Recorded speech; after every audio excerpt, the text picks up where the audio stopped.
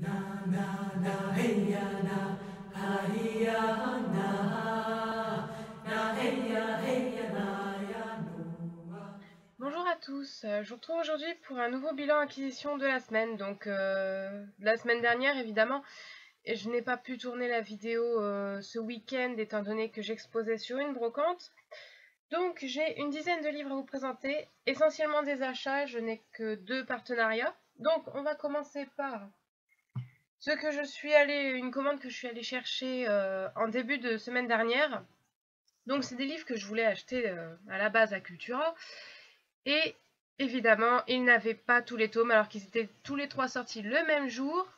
Et ils n'avaient en stock que le tome 2 et le tome 3. Bon, allez savoir pourquoi. Donc je n'ai pris aucun des livres et je les ai commandés dans mon supermarché. Et je les ai reçus tous les 3. Donc il s'agit de la trilogie Le Paris des Merveilles de Pierre Pével chez Brajlon. Alors, le tome 1, Les Enchantements d'Ambremer. Le tome 2, L'Élixir d'Oubli. Et le tome 3, Le Royaume Immobile. Bon, je suis désolée, la qualité de l'image fait que ça ne rend pas honneur à la beauté des couvertures. Mais bon, je peux pas faire beaucoup mieux avec la vidéo. Ensuite, des achats que j'ai fait samedi après-midi.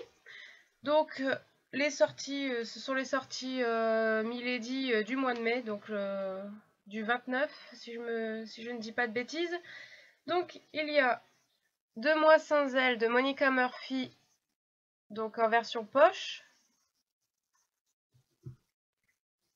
Les Gardiens de l'Éternité, tome 12, Sin de Alexandra Ivy, donc le dernier tome de la série. Ensuite, le tome 2 de Backstage, Enlève-moi de Tracy Wolff, dans la collection Milady Romance.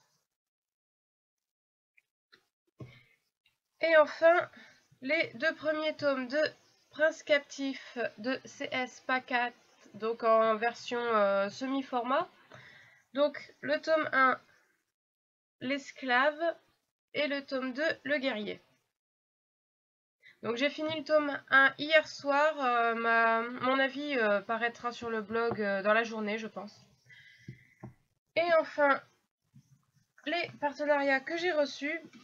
Donc d'abord un de la part du livre de poche. Donc bon, je m'attendais à un livre en format poche, donc en format normal.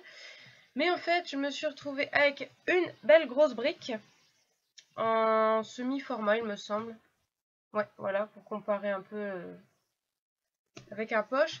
Donc il s'agit du tome 1 de La Voix des Rois, les archives de Rochard de Brandon Sanderson.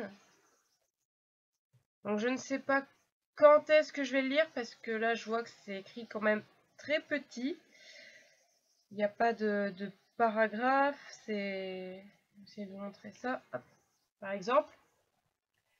Voilà, c'est écrit tout petit, il n'y a pas d'espace dans le texte. Donc je pense que je vais mettre un certain temps à le lire. Et enfin,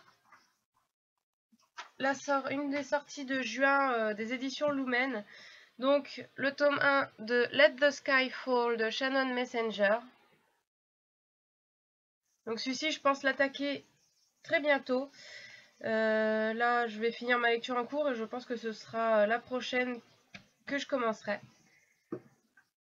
Voilà, c'est déjà tout pour cette semaine et je vous retrouve donc la semaine prochaine pour un nouveau bilan.